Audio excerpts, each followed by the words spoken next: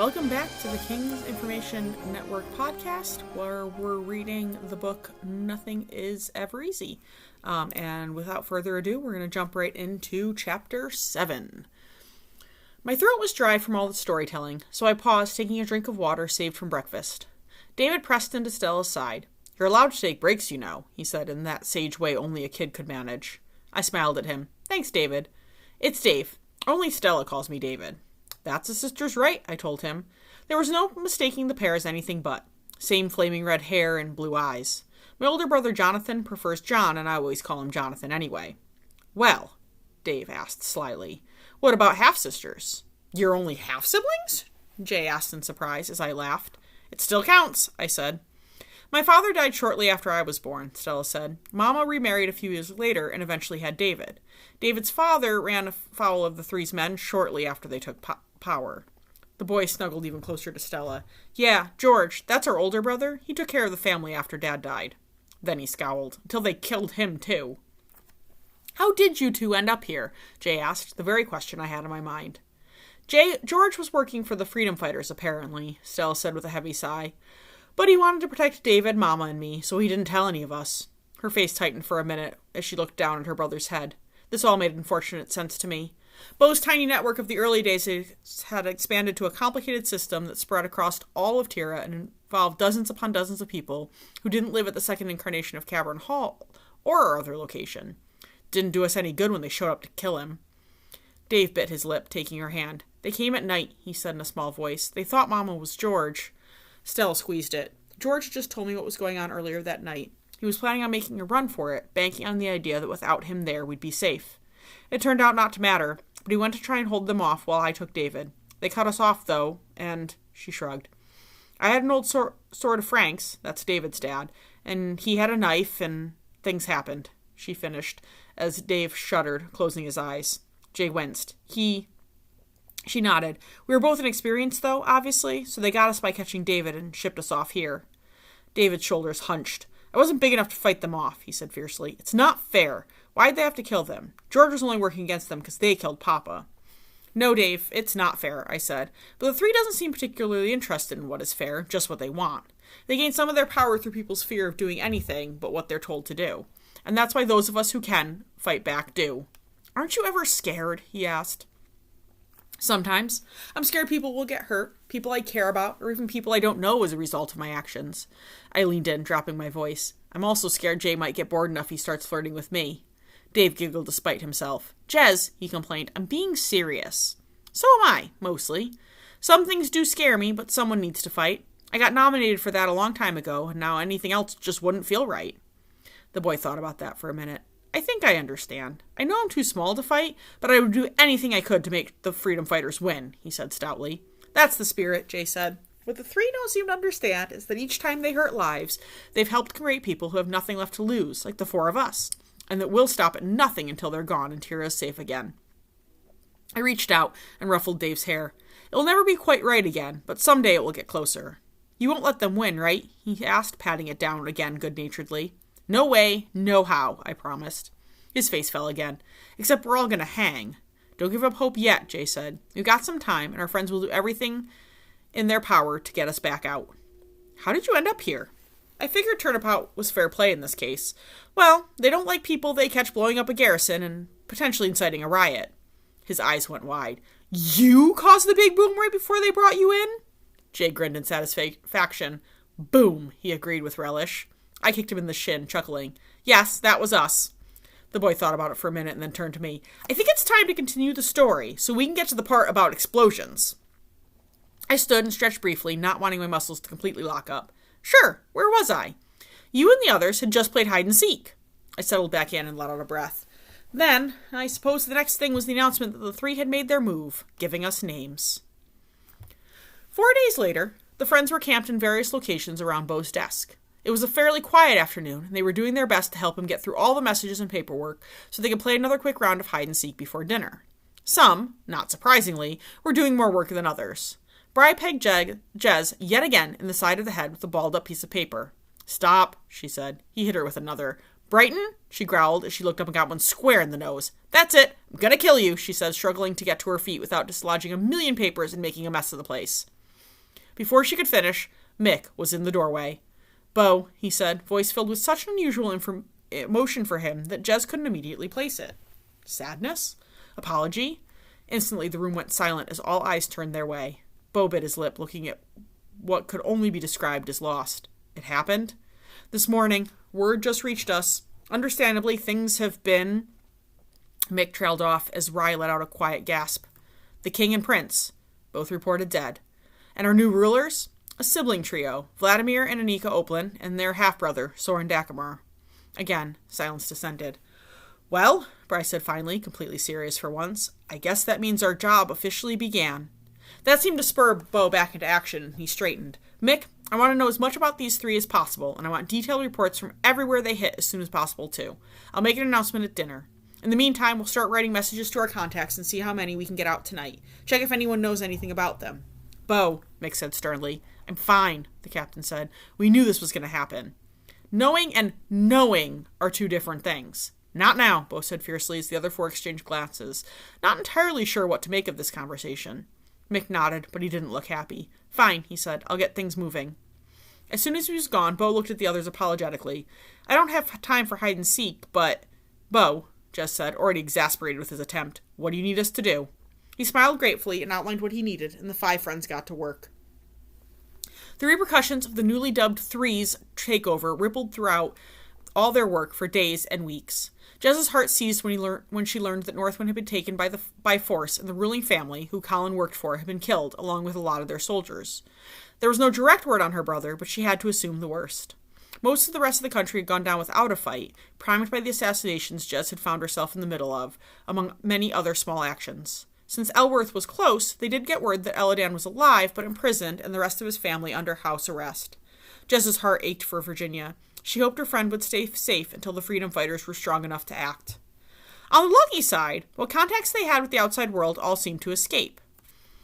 And in those following weeks, the network actually doubled. Not everyone who wanted to help was in a position to move to Cavern Hall, and just as many were willing to leverage the fact that they wouldn't be watched to help the cause.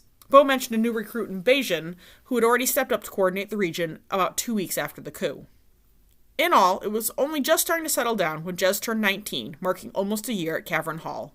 Jez, darling, dear, wonderful, beautiful." Jez blinked sleepily up at Bry, who was crouched next to her, grinning widely. "What? It's too early, Bry. Go away." "Now, is that any way to treat your boyfriend who's getting you up for a very special day?" She frowned.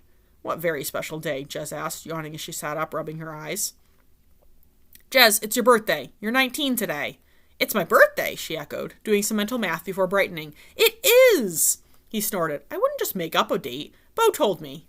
"Sorry, Bry, I do appreciate you," she said, giving him a quick hug and making a mental note to thank Bo. "Do you have to get me up so early, though?" Not surprisingly, he ignored her. "Can I sing to you?" he asked. "I'd rather you passed." "Oh, but my voice is like blooming flowers on a warm summer morn," Jess snorted. "Oh, God's breath, Bry, why do I doubt that?" At her expression, she smiled and kissed him. "How about you sing later?" she suggested, just to get rid of that look. He instantly perked up. "Awesome! Come on, Bo and Mick have cooked a birthday breakfast for us. Just them, us, Jessie, and Rye, because everyone else is asleep." "Of course everyone else is asleep." "Let's go," he said impatiently. Jez changed quickly before they hiked down to the kitchen. "Happy birthday, Jez," Jessie called as soon as they entered the room. Jez grinned widely. "I completely forgot, but you didn't. Thank you so much." Bo looked up from where he was finishing setting the table. "What else would we do? Especially for you, considering who you united," he said with a nod at the other three. She laughed at him. "I don't know. Throw me out." He grinned back. "It's always an option." "You wouldn't do that to me, would you, Bo? Huh? Buddy? Pal?" Mick snorted, rolling his eyes. "Of course not, Bry. I'd throw you both out, obviously," Bo said. Bry blinked before nodding in approval. "Touché." "Hey!" Rye came bursting into the room, her face wreathed in a happy smile. "Happy birthday, Jez. You're officially safe from Iris," she announced as she hugged her older friend. Everyone laughed before Rye's grin widened even further.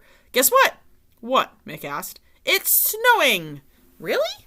Bo asked in surprise. "Isn't it a bit early in the year?" Rye shrugged. "A bit, but that doesn't change the fact it's snowing. They're nice big puffy flakes, too. Perfect for playing in." "There's your birthday plan for you," Bry said. "Let's eat first, though," Bo said. "Don't want all this food to go to waste." Of course not, Jess said, seating herself. The 6 of them settled into the table and chatted as they ate, steering clear of anything serious. We're sorry we couldn't get you any real presents, Jez, Jessie said, so Rye and I collaborated to draw you a picture. Rye handed it over. Jez blushed, but also started laughing. Bry glanced over her shoulder, and his cheeks also tinged red. It's our take on your first kiss, Rye said, her grin wide. Can I see it? Bo asked.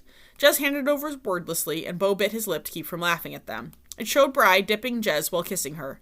The funny part was the bright red color of Jez's face, the faces peeking in the doorway laughing, obviously him, Jessie, Rye, and Mick, and the fact that Bry was dressed in a very skimpy-looking spotted outfit. He shook his head, passing it on to Mick, who snorted. I certainly hope we don't have the outfit Bry's got on in the picture lying around. Jessie grunted response, causing him to raise an eyebrow. I am not going to ask. Good idea, Rye said, as she swallowed her last bit of food. Come on, let's go play in the snow. Jess shoveled down her last couple bites and turned to Mick and Bo. Are you coming? Mick made a face. No, thank you. Getting wet and cold is not my idea of fun. She rolled her eyes. Bo hesitated before declining, also on account of too much work. Jess waited until everyone else had left before hugging Bo. Thanks for breakfast, and for remembering, she told him. You're welcome. You sure you don't want to come? She asked again. He shook his head. No, I really should do some work. You work too much, she said lightly. Bo snorted. Probably, but that's what I get for being in charge. Which is why it's our job to take care of you, she said. But if you're sure, I should probably get going. The others are going to be rioting already. Yeah, you should. Go have fun. Jez nodded and turned to leave. Hey, Jez. She turned back around, a questioning look on her face. Thanks. She paused, cocking her head at him. For what? She asked, puzzled. Bo pressed his lips together as if searching for the words he wanted. Just for everything you've done for all of us. Her face blossomed into a smile. I haven't done anything. You'd be surprised, Jez, really. Even Mick commented on it. She laughed. I somehow doubt that, but since you insist, I'll accept the thanks. Jez, come on! The call echoed down the hallways. They were going to start waking people up. She glanced over her shoulder and jerked a thumb towards the entrance. I should get going. They're waiting for me. Yeah, go before they wake everyone up. Have fun, and happy birthday. Jez paused at the entrance to wave at him before disappearing. Were we sneaking a few extra bites, beautiful? Bry asked. She smacked him. So what if I was? He shrugged. Respect? That's better, Jez told him. Hurry up already, Rye said impatiently, pulling a hat down over her ears. Jez quickly threw on a hat and mittens, and the 4 of them piled out the entranceway. She paused just outside, smiling, catching a snowflake on her tongue.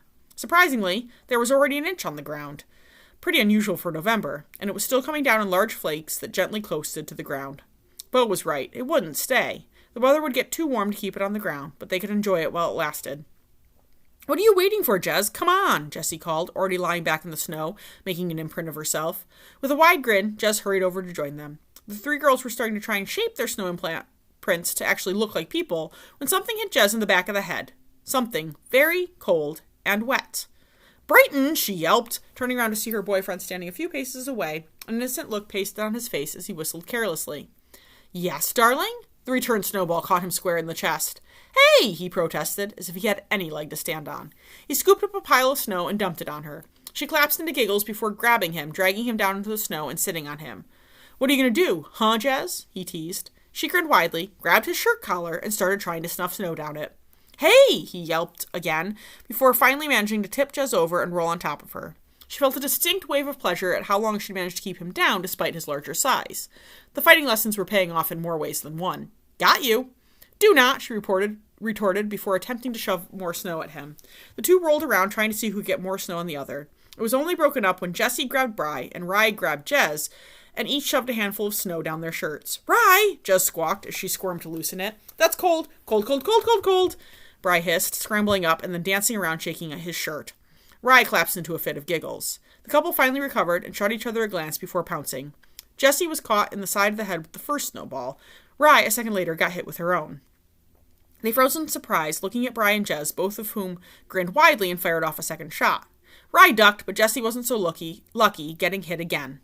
Almost immediately, they were involved in an all-out snowball war. At first, it was Jessie and Rye versus Jez and Bry, but Jez couldn't resist hitting Bry with one when he wasn't looking. From there, the teams rapidly disintegrated. The 4 friends finally collapsed into the snow, still giggling and very soaked. Jez rolled over with a handful of snow and playfully rubbed it into Bry's hair, causing it to stand straight up. Look, he said, I'm my own snow sculpture. Don't tempt me, Brighton, Jez replied, waving a second fistful of snow over top of him. Now would I do that? He asked, voice dripping with innocence. Probably, Rye said. Jez laughed, attention diverted for a moment. Bri used the time to grab her hand and upend it on her. Hey, she yelped, and would have retaliated if Jessie hadn't laughed and intervened. Why don't we build a snowman?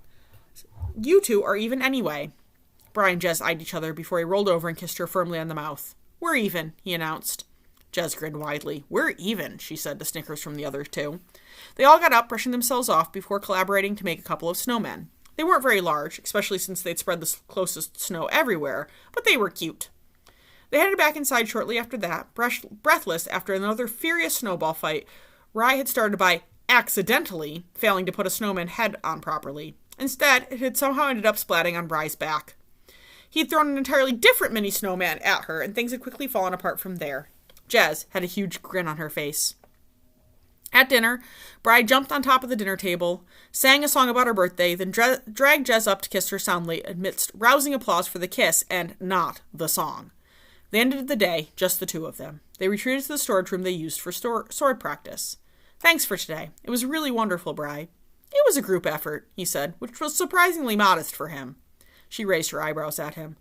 Oh, I meant, why, thank you. I planned and plotted and worked at this for days. Had to arrange the snow and the snowman sneak attack, and she clamped a hand over his mouth, laughing. All right, I get the idea. Still, thank you. I haven't given you my present, he reminded her. Present? She repeated. She assumed the day was the present, plus her little illustration from Jessie and Rye. He beamed. Yep, stay right here and I'll go get it. He slipped out from underneath her and skipped out the door. Puzzled, she smiled to herself, and very shortly he was back, quite obviously hiding something behind his back.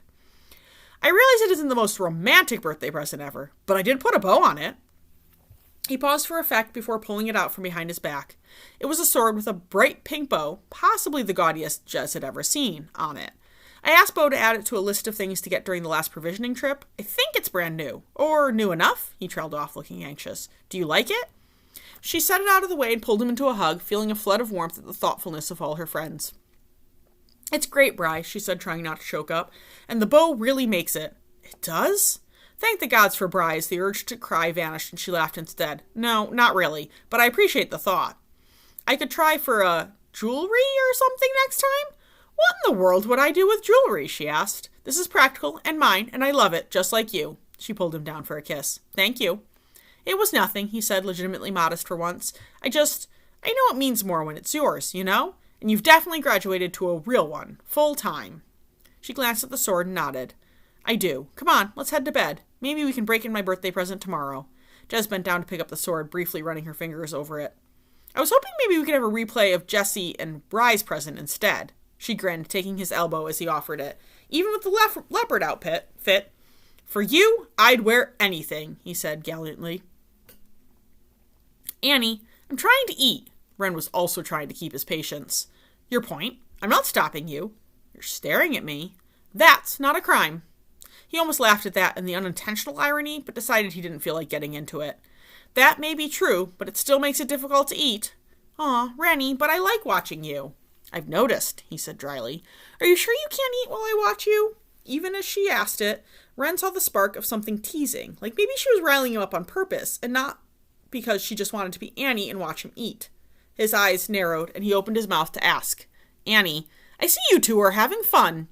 Vlad! Annie rocketed out of her chair and bounded over to give Vlad a hug. Thank the gods, Ren muttered, briefly ignoring what he thought he'd seen and quickly shoveling food into his mouth, hoping Vlad could keep her attention long enough for him to finish. How come you can eat now? Annie asked with a bit of a pout. Found my appetite, he mumbled around bites, and then snorted as Vlad let his head drop heavily onto the door jamb. Sometimes it was nice to know that he wasn't the only one left cold by Annie and her logic. That sounds like it hurt, Vlad. You should be more careful, she said, grinning happily, and bouncing back to throw herself in the chair across from Ren. Luckily, he had almost finished. What brings you here? He asked Vlad. I was looking for my sister. Ah, you don't happen to need her? He asked carefully. Nope, as long as she's occupied, Vlad said, and smirked at Ren's dirty look. Annie, when you're done here, I'll be in my office. Come find me, and we'll get you set up with a job other than following our favorite prince around his room. Ren bristled, grip on his fork momentarily tightening before he forced it to loosen. How very kind of you, he said, clipping each word. He wasn't even mad at Annie for it, but it still felt like a sting coming from Vlad. You're very welcome, Vlad said, false sincerity positively dripping from each word. I'll see you in a bit, okay, Annie? Okay, Vlad, she said, and turned to Ren. You finished! Yep, afraid so, he said, swallowing his last bite. She absorbed that, looking between the plate and his face. If I get you more, could I watch you eat it? This time, there was definitely something. So he bit back the immediate, emphatic no. I'm full. I just ate an entire meal. Annie sighed. Fine, I guess I could take your plate and go find Vlad then. That would probably be a good idea, he said neutrally. Vlad's not the most patient of people. She grinned. He usually is around me. I think everyone is around you, Ren said dryly, and then stiffened, watching her face, worried she might take it the wrong way, although he wasn't entirely sure how he meant it. It was getting easier and easier to be patient with Annie, though, even before he'd started to see the hints of something more behind her everlasting cheerfulness. Thankfully, she giggled. Good, she said, hopping to her feet, grabbing his plate and heading for the door. Makes life more fun, she added over her shoulder with a wink before disappearing out the door.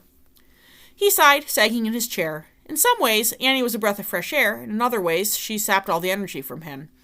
After a minute, he roused himself, standing and moving to the window. He wrapped his arms carefully around the bars that had been installed and peered out, letting his mind wander. It kept slipping back to his supposed sibling, most likely male, since he was fairly certain he'd heard the head of the Freedom Fighters was male. Finally, he rested his head against the bars. Just as long as she doesn't start watching me sleep, he muttered. We're not that cruel. Soren's voice made him jump, cracking his head against the bars.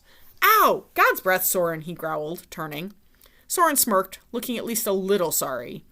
It's not my fault you weren't paying attention, but don't worry. I doubt Vladimir will be letting Anika watch you sleep anytime soon. Wonderful. I have to admit that I'm curious. Why do you let Anika get away with everything? Ren rubbed the top of his head and frowned. At first it had been because he suspected the brothers wouldn't take kindly to anything else, but that hadn't proven true either. And it wasn't why he did it, just like letting her call him Renny. I guess it's because she doesn't mean anything by it. None of it's an insult. She's just excited about everything. And she tends to pout a lot if I tell her she can't. That's my sister for you. The prince looked at him in surprise. I think that's the only time I've ever heard you refer to her as your sister. To his continued shock, Soren favored him with a rueful smile. For better or for worse, she is. Sometimes it's better if I don't openly acknowledge it. Why did you write her? Something twisted in the other man's expression. Because, for some misguided reason, she loves all three of us, and it was cruel to force her to stay away on a fool's errand. You're the only family she's got left, right? Soren's gaze shifted past him out the window. Yes, our mother died shortly after giving birth to her, and Edward's been gone a while. Ren had picked up enough in 2 years to know that Edward was Annie and Vlad's father and a nightmare to all three siblings, although he knew no details. He also knew Edward had started this whole damn bullshit. Does it really surprise you that she loves you and Vlad? The other man laughed slightly, more an amused exhalation of breath than anything. No, but it does surprise me a bit that she loves you. Me too, Ren said wryly, not denying it. Soren eyed him before nodding. I should be getting back to work. As always, it's been a pleasure. Same, Ren said as Soren turned to leave and was mildly surprised to find he meant it. He also realized that they hadn't talked about anything critical, which was strange. Usually Soren only appeared when he wanted something, although maybe that, in of itself, was important.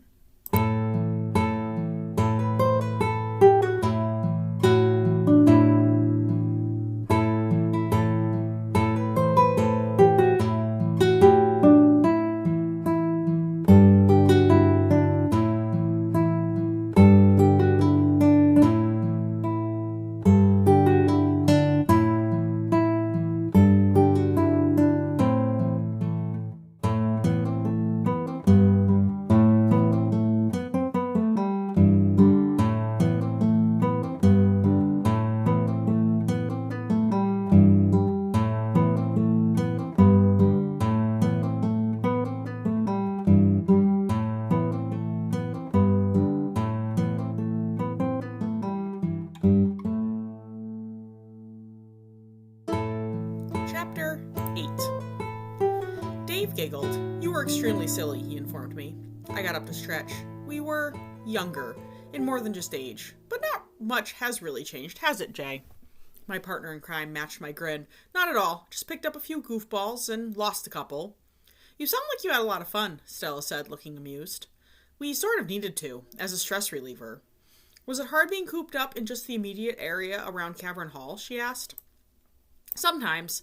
Most of the time we were too busy training, making plans, or goofing off to get any sort of cabin fever. Or flirting with cute girls, Jay threw in. I rolled my eyes. For you, maybe. Can't say as I've ever taken a part in that, nor do I want to, thanks all the same. A wicked grin flashed across his face. Yes, but... I slapped a hand over his mouth. You do not want to finish that sentence, I said. I didn't even need to know exactly what he'd been planning to say to know it wouldn't end well. Jay's grin widened, but he nodded, eyes falsely wide and innocent. I snorted. Jay, I know you well enough to know that look is the biggest load of bullshit. He laughed, prying my hand off. You take away all my fun. I smirked, sitting back down. I know. How about we grab some sleep before you say something you'll regret, and I'll continue tomorrow. Jay tossed me an irreverent salute. Good plan, ma'am. Don't call me ma'am, I said easily as Dave leaned forward. Are we going to get to any explosions soon? He asked. Not quite, but we are almost to a battle. The Battle of Deepin's Crossing? Stella asked. I nodded. Despite how the three have spun it, it was the only pitched face-to-face battle we've had with them. Our other encounters have all been small skirmishes or ambushes. She looked surprised. Really? Yeah, but we've beaten them most of the time since, so we want to try and have it reflect better. So they want to try and have it reflect better on them. Do you know why it's called that? No, Stella said, looking curious. I smiled. Best to just let it come out in the story, then. Always kind of made me laugh that they dubbed it that. You lost Deepin's Crossing, right? Dave now asked. How about you listen to the story and wait and see, I teased. Because it's history, Jez, he said with all the righteousness of a child. That stopped me cold. I guess in all the time since this mess started, I'd never really stopped to think about how we were creating history. One day, our kids, or at least the next generation, since who knew what our survival rate might be, would be taught our lives in school. Even to Dave, who was right in the middle of it now, this was more story than fact. Yes, I said slowly, I guess it is, isn't it? Sweet! I always wanted to be famous, Jay said. Trust him to keep things light. Stella laughed. You'll only be famous if you storm Oakbridge single-handedly, Jay. He debated that and grinned. I could do it. I opened my mouth, but Dave cut in. Bed, please, so we can get back to the story. He rolled his eyes. You two are more kids than I am. Too true, I said solemnly. Within a few minutes, all four of us had settled in to sleep. The moment Dave was up, he turned to me hopefully. Obviously, the idea of a battle had grabbed his attention. I hoped I could do it justice in more ways than one. I glanced at Jay. So, what are we waiting for? Dave said. Jay grinned. Your sister, not that she needs it, is still getting her beauty sleep. I laughed as I spotted that Stella's eyes were open. She promptly sat up. Oops, Dave said, but looked positively gleeful that his sister had heard. I recognized the look well from my brothers growing up. Jay flushed bright red. Not that I need it, Stella asked slowly, as if trying to decide whether to take it as a compliment or an insult. Well, yes, because, you're already beautiful? Jay stuttered. Stella stared at him before blushing as well. Dave giggled a bit maniacally. I unsuccessfully tried to stifle a grin and shook my head. Jay noticed and looked at me, clearly trying to take the tension off him. And what are you shaking your head at, Jezzy? He demanded. He'd asked for it now. The fact that only you can make a woman blush even in jail. Not cool, Jez. Not cool, he grumbled. Then, with a suddenness that surprised even Jay, Stella leaned over and kissed him square on the mouth. Dave and Jay's eyes went wide. Before any of us could really respond, she'd already pulled back, her face an even deeper red. That was for the compliment, she said, and I got the impression the action had surprised even her. Then she quickly looked at me. So, battle? My mouth had dropped open, but I forced it closed. Right, yes, the Battle of Deepin's Crossing. As I picked the story back up, I spotted Jay slip his hand into Stella's. The more time Bo spent with them, the more Jez found she really enjoyed his presence. He was the opposite of Brian in many ways. He thought every word and action through 100 different ways first. He spoke quietly, but with an undeniable force. He was almost always serious, and obviously quite a bit more low-key. Jez felt a lot of satisfaction watching him slowly open up to her and her friends. She was certain he needed more friends than just Mick, and was glad they could provide. On occasion, he would talk seriously with them about the doubts he expressed to Jez early on, and sometimes even relax enough to be fully himself. He began seeking them out when he had free time, and Jez could tell from Mick's continued softening towards them that his old friend appreciated their efforts. There were longer and longer stretches of time when his usual disapproving looks vanished completely. It was hard to believe a year had passed and that Jez had ever thought she wouldn't fit in. She, Bri, Jessie, and Rye had clearly earned even Mick's respect through their willingness to give their all to any task assigned to them, big or small. To be honest, they never minded because they always found ways to keep things fun. Bri, in particular, was good at making up games to accompany more boring tasks. Through all this, the Freedom Fighters continued to grow, with an especially large surge following the Three's takeover. They had almost doubled in size since Jez had first arrived. If Cavern Hall had felt a bit crowded before, it was nothing to now. Jess even discovered things she's excelled at. Not only did she continue to improve with her sword, but she also discovered an affinity for tactics that didn't entirely surprise her. Her father was renowned as a brilliant tactician during his youth when he ran around with King Patrick, Duke Walters, and others of their generation. Some of that skill apparently rubbed off on her. Or perhaps, knowing her father like he did, he'd subtly trained them all as children. She could even recall a few times when out hiking or horseback riding, when he'd suddenly given them a challenge, many of which now proved handy. This gained her a place of respect within the tactical group, although she was always careful not to overdo it. She knew she was no match for Mick or Bo, despite the way it came easy to her. Shortly after her birthday, the quiet life she'd come to appreciate was shattered. "Captain Bo!" Messenger yelled, bursting into the room and doubling over, hands on her knees. "Sir, they're coming. The Three's men. I don't know how they found us, but they're coming." "And you're sure they know where we are?" Bo asked, already on his feet. "Yes, sir. Couldn't be anywhere but Cavern Hall." "So be it," he said, expression hard, although Jez knew him well enough now to see the worry. She couldn't blame him, knowing it was mirrored on every face there. They weren't strong enough to fight a real battle yet. They would need to stall the Three's men long enough to allow the young and old ample time to clear out to the backup caves that had already been selected. "Jesse, Rye, I want you to find Iris and help her gather the young and old. Then find Farranon and Peterson and tell them to keep that group safe.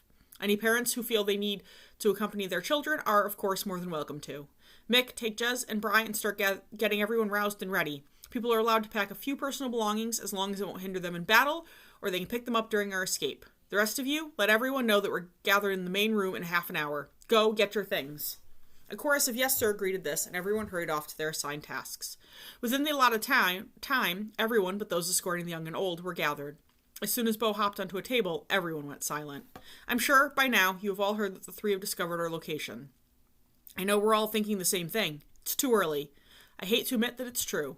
Now is not our time to make a stand as much as we might want to. We don't have the manpower yet, but we need to make a good showing of ourselves and fight long enough for others to get to safety. We will not let them break us. Agreed?" "Agreed!" Approximately 300 men and women bellowed back, crowded shoulder to shoulder in the space and overflowing into the corridors beyond. Bo quickly outlined a plan of attack that was simple and allowed them plenty of autonomy, since they hadn't done much large group fighting. Such training was difficult to manage without being spotted. He finally looked out over them, as grave as Jess had ever seen. "Good luck." The place that Bo had chosen to take the fight was an interesting piece of terrain set deep in the forest about 2 miles from Cavern Hall. The map christened it Deepen's Crossing, which Bo explained was actually an old wooden suspension bridge that spanned the ravine to the west of the site. A ravine that ran miles in either direction as the result of long-vanished glaciers. It took them about an hour to reach the location and settle in to wait for the three soldiers to catch up. Jess twisted her new sword back and forth, squinting at her reflection in the bits of light that filtered through the tall trees, glaring occasionally up as she strained her ears for any sounds other than the breathing and quiet conversation of her companions. "Nervous?" Bry asked, squatting down beside her. She managed to summon a weak smile. "A little," she admitted, watching Rye stare at her hands from where she sat beside Jessie. "I'm worried about all of you than me. I don't know what I'd do if I had to start over a third time. I don't think I have it in me." He leaned over and kissed her forehead. "No matter what happens today, Jez, remember, you are never alone. There's always a reason to live, for good or bad." "You're going to live, though, right?" she asked, knowing it was a completely irrational question, but unable to help it. She gripped her sword tightly enough that her knuckles turned white. Some part of her had hoped, for the few short weeks, that she would never need to sully the gift, but she'd always logically known she would, and not just once, but probably many times before things were put right again, assuming she lived that long. "No one beats Brighton Doll and lives to tell about it," he said lightly, and she smiled, not realizing until later he never actually promised. Movement to the left drew their attention. "Bo's group is moving," Jessie said. They'd split into 3 sections of about 100 each, led by Bo, Bry, and Mick. Bry hopped to his feet, sharp eyes almost immediately picking out the signal. He raised his hand in a fist and twirled it in a circle. Jess stood, slipping her sword back into the sheath and pulling the bow she wore slung across her chest off, testing the string. She forced herself to keep taking slow breaths, pushing away thoughts of all the things that could happen in the coming seconds, minutes, hours. It was a simple plan. Hit and run, until they slowed the enemy down enough that they could make a quick retreat and catch up to the others. "Nothing is going to happen. We're going to be fine," she whispered. "What's that?"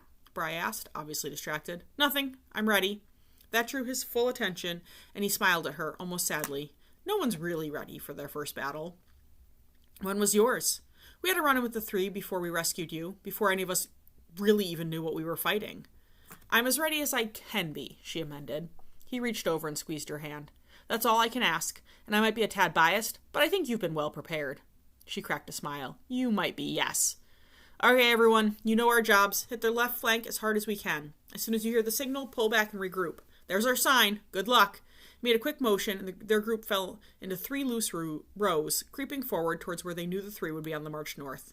Another signal from Brian, they stopped, the first line crouching, leaving room for the second row as they all drew an arrow. The third row were those without bows. Ready, aim, fire, Brian ordered. The archers loosed 2 quick volleys, rewarded with screams, before they scrambled back to their feet, throwing the bows across their shoulders bandolier style and drawing their swords. As soon as Jez was up, she threw herself forward, half drawn by the charge of the others around her. A moment later, they hit the small clearing in the chaos that already reigned throughout it. Bo and Mick's group had clearly gotten there seconds earlier. She had no more time to think clearly as she ran smack into her first opponent. She barely brought her sword up in time to defend herself, feeling her anger grow. This was so completely unnecessary. She exchanged 2 quick blows with the man before he let out a gasp and sagged to the side. Jez froze, certain she hadn't done it, before Jesse's face appeared before her. Keep moving, her friend ordered grimly, grabbing her arm. After that, it was all a blur. Parry, slash, block, duck, parry, dodge, stab. The call to retreat came as sweet relief, and she managed to disengage from the fray without too much issue, moving with the others in her group back to the relative quiet of the trees. She realized distantly that she was covered in blood, probably some of it her own, and shaking through a combination of adrenaline and fury. Why did they have to lose good people when they were in the right? You okay? Bri was suddenly at her shoulder, and she felt a profound relief he was still standing. She searched out Ryan Jesse with her eyes to reassure herself. She hugged him tightly. Yeah, enough, she said shakily, accepting the jug of water he passed her. The single sip she took turned her stomach, though, and she was forced to turn away to retch it up. Sorry, she murmured, handing it back as he squeezed her shoulder. Ryan Jesse joined them. Bri seemed to be having similar troubles refusing the water. Take a breather, Bri said. We'll attack again soon.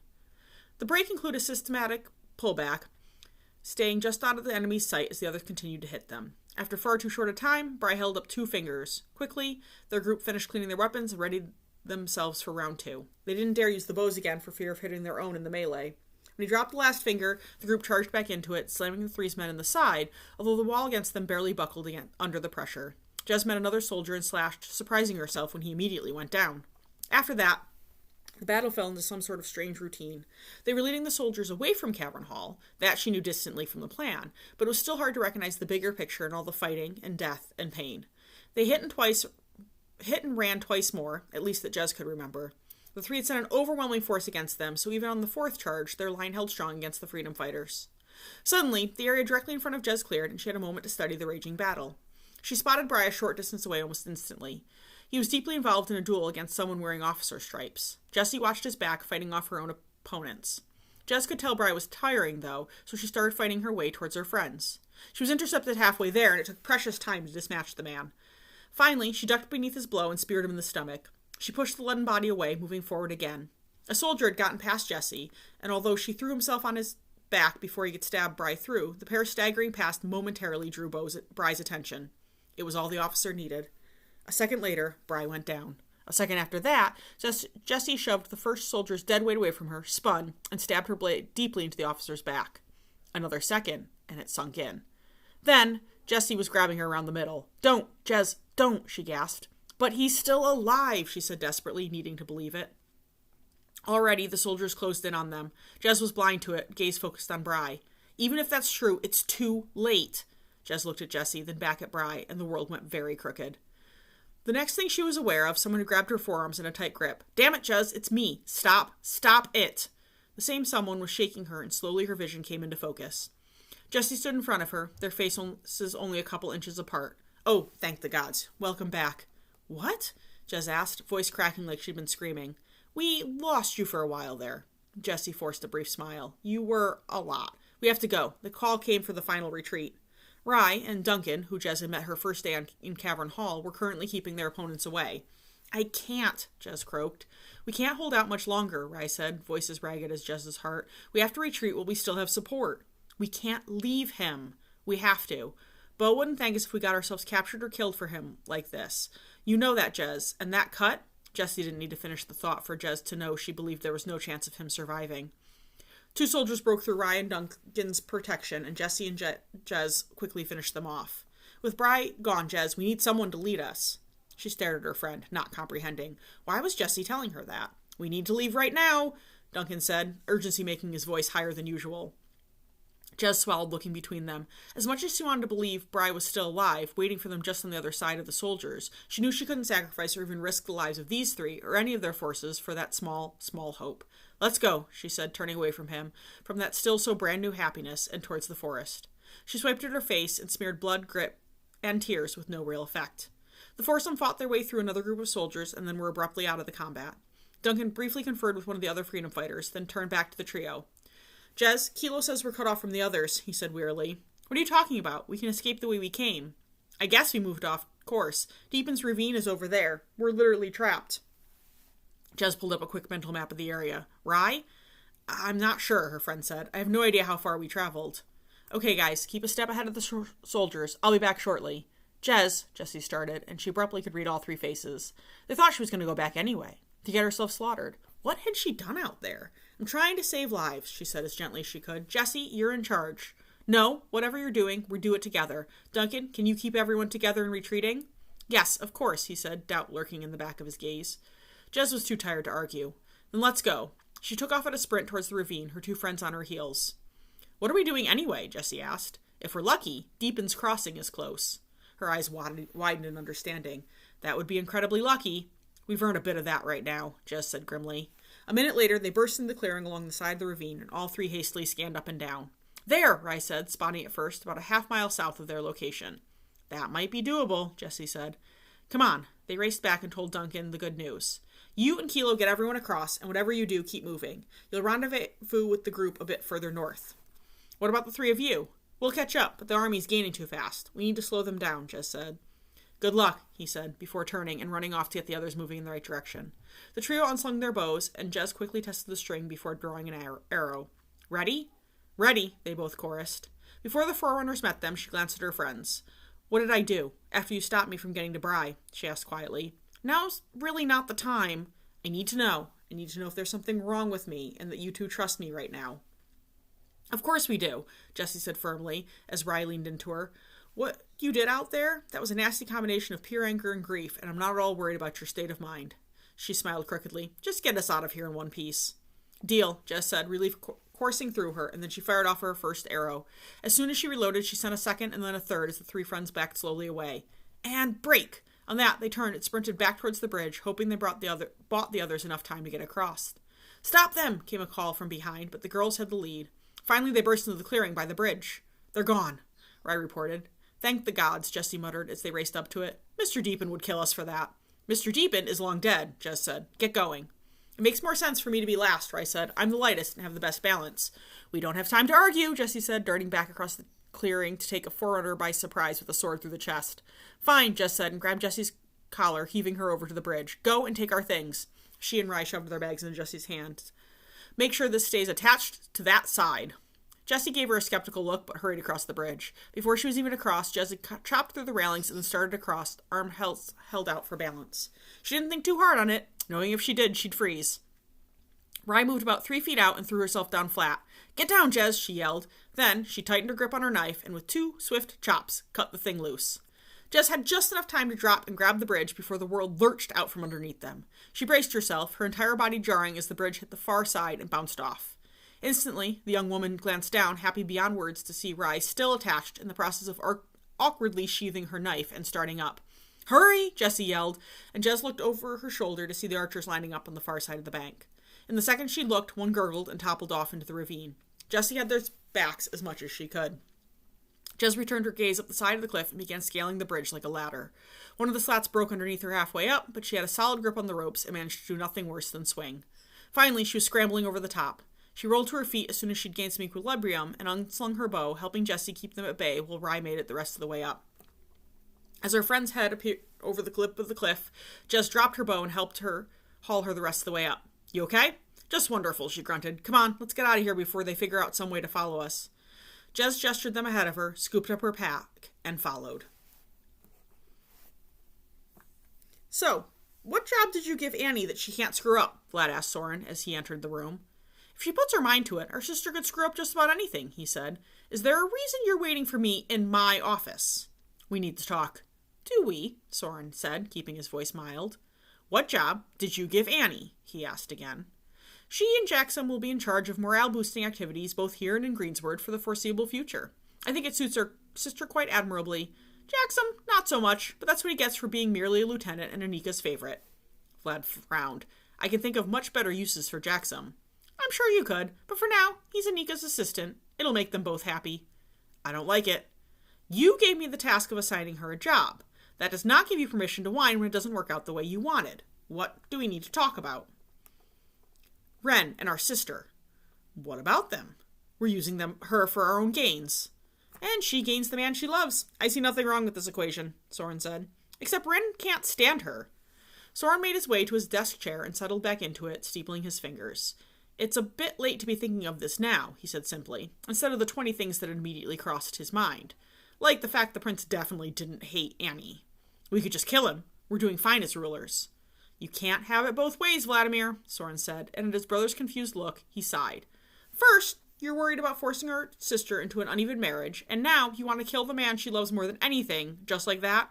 If we were going to kill Rainier, we needed to do it the day we killed his father. Not surprisingly, Vlad didn't like that assessment. It was clear on his face, but he didn't move or speak. Was there something else? Soren asked, still leaning comfortably in his chair. He could feel the tension radiating off Vlad, though, and it took all his effort to continue his nonchalant expression. His brother's eyes narrowed. Any luck in tracking down Benton Walters? No. He did it just to piss Vlad off further, and was rewarded with a passing glimpse of fury. He had to wonder just how far he could push his older brother before Edward emerged. He had spotted the potential almost the day he'd come back, the day that he'd... Soren mentally shook himself. And why not? Because he's completely disappeared. There hasn't even been a rumor of his presence since we killed his parents. My guess is he's lying low, assisting the freedom fighters in some way. Benton Walters would be a great draw for them, but there's been no announcement, so there must be some reason why. I haven't figured out what yet. He watched the fury slowly fade to embers. Well, keep looking. I trust you'll turn up something eventually. Don't hold your breath, but I will do my best, Soren said, and felt a fleeting flash of sadness. Why don't you take the afternoon off, lad? He said, using the nickname deliberately. Go do something fun by yourself or with Anika. He could tell his question hit home, and for a moment he held out hope that Vlad might choose the smart move, but his brother just shook his head obstinately. There's work to do. I'll talk to you later, Soren, he said, and swept out the door. Bye, Vlad, his brother whispered after him. One day the fire wouldn't die down, not at the rate his older sibling was going. Soren wondered what would happen then.